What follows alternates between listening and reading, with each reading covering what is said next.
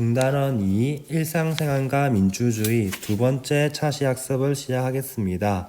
본 차시 수업을 하기 전에 지난 시간 공부한 내용을 복습해 보겠습니다. 지난 시간에는 생활 속 사례에서 민주주의의 의미와 중요성에 대해서 알아보았습니다.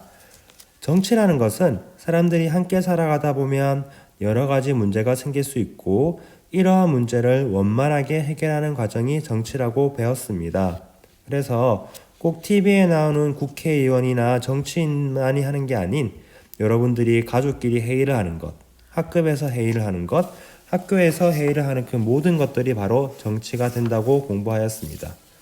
그리고 민주주의라는 것은 바로 모든 국민이 나라의 주인으로서 권리를 갖고 그 권리를 자유롭고 평등하게 행사하는 제도를 민주주의라 하는 것을 공부하였습니다. 그리고 민주주의 기본 정신으로 인간의 존엄, 그리고 자유, 평등 이 세 가지 민주주의 기본 정신을 통해서만 민주주의가 우리를 누릴 수 있다라고 공부했죠.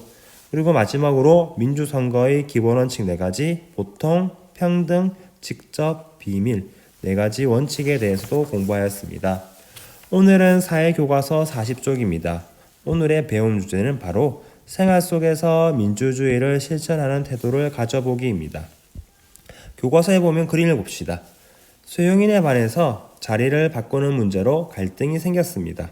한 친구는 여자는 여자끼리, 남자는 남자끼리 앉고 싶다고 했고, 다른 친구는 아침에 일찍 오는 순서대로, 또 다른 친구는 키 순서대로, 그리고 다른 친구는 시력이 좋지 않아서 앞에 있고 싶다 했고, 마지막 친구는 제비뽑기를 해서 자리를 정하고 싶다고 했습니다.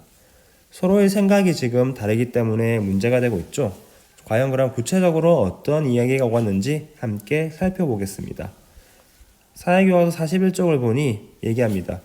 아침에 일찍 오는 순서로 자리를 정하면 좋겠습니다. 라고 개똥이가 얘기했어요. 그랬더니 소똥이가 집에서부터 학교까지의 거리가 친구들마다 다르므로 아침에 일찍 오는 순서로 자리를 정하는 것은 불공평합니다. 라고 반대하였습니다.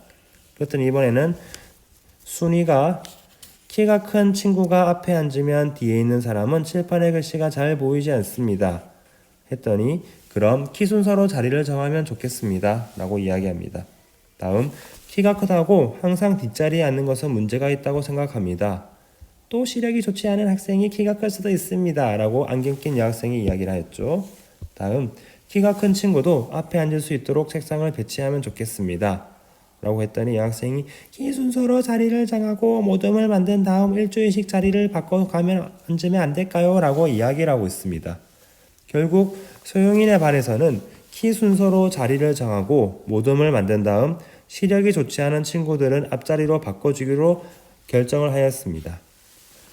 이렇게 지금 모둠별로 지금 생각을 나누고 해서 결국 문제 해결 방법을 도출하였죠. 우리도 나중에 등교교양 가면 이렇게 한번 해볼까요? 자, 이렇게 중요한 부분이니까 같이 밑줄 끄면서 보도록 하겠습니다.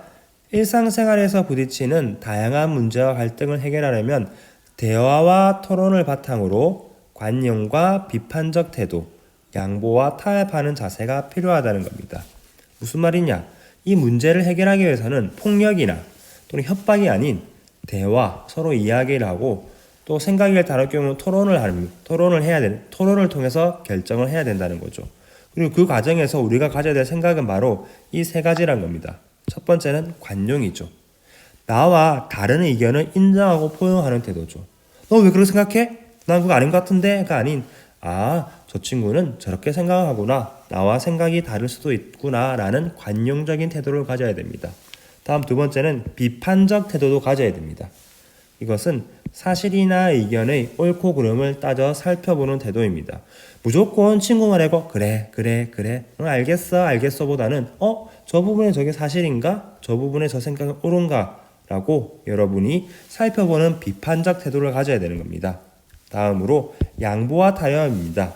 상대에게 어떤 일을 배려하고 서로 협의하는 거죠. 즉 내가 양보할 것은 양보하고 나랑 생각이 조금 안 맞는 부분은 있지만 서로가 양보를 했다면 그 의견에 대해서 타협할 수도 있어야 되는 거죠. 이 3가지 관용, 비판적 태도, 양보와 타협이 없다면 올바른 방법으로 문제를 해결하기는 힘들게 될 것인 거예요. 그런 관점에서 보았을 때 지금 보면 쓰레기 매립장 설립 반대를 가지고 지역 주민들이 지금 갈등을 겪고 있습니다. 지역 주민과 이 시청 또는 정부 관계자끼리 지금 갈등을 겪고 있죠. 여기서는 어떻게 문제를 해결했을까? 한번 그 과정을 함께 살펴보겠습니다. 고고고. 자, 소용인의 지역에서 쓰레기 매립장 건설 문제를 해결하려고 주민회의가 열렸습니다. 주민회의에는 여기 있는 주민 대표와 시장, 시청 공무원, 시의회 의원이 참석해서 어떻게 문제를 해결할지를 논의했습니다. 한번 들어보겠습니다. 우리 지역의 쓰레기 매립장 건설과 관련해 여러분의 의견을 말씀해 주십시오. 저는 반대합니다. 쓰레기 매립장이 건설되면 냄새가 심하게 나고 환경이 오염되기 때문입니다. 그리고 지역 주민이는 저도 쓰레기 매립장의 필요성은 알고 있지만 우리 지역의 이미지가 나빠질 것이 우려됩니다. 했더니 시장이 이야기합니다. 쓰레기를 깨끗하게 처리할 수 있는 첨단 시설을 갖추면 냄새나 오염을 방지할 수 있습니다.